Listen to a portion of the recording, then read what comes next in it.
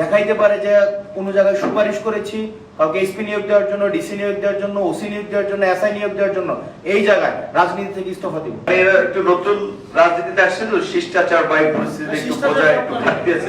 যাই হোক, বিশেষ করে ধরে এই আন্দোলনের নেতৃত্ব আমাদের তরুণরা কেন তাদের একটা পার্টির সিম্বল শাপলা, সেটা দিতে হবে। শাপলা মান্না ভাই তার আগে নিবন্ধনে চেয়েছিলেন, মান্না ভাইকে দেয়নি, বিকজ গেজেটে নাই। তাহলে আমরা শিক্ষিত মানুষের যদি আমরা উল্টোই ঠেলতে থাকি যে আমার পক্ষে না গেলে, আমার পজিশন না থাকলে এটা সঠিক নেই।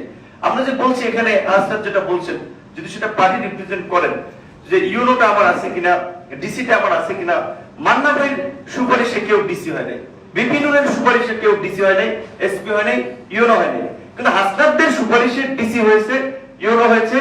তুমি একটু পরে বলো, পরে বলো। না না এখানে পরে বললো, তুমি একটু বলো, পরে বলো না, তুমি পরে বলো না। আপনি এখানে আমাদের সুপারিশে একটা, আমি এখানে মিডিয়ার সামনে একটা পত্রিকা অফিসে বলছি, একজন কোন জায়গায় যদি দেখাইতে পারে যে কোন জায়গায় সুপারিশ করেছি, কাউকে এসপি নিয়োগ দেওয়ার জন্য, ডিসি নিয়োগ দেওয়ার জন্য, ওসি নিয়োগ দেওয়ার জন্য, এসআই নিয়োগ দেওয়ার জন্য, এই জায়গায় রাজনীতি থেকে ইস্তফা দিব।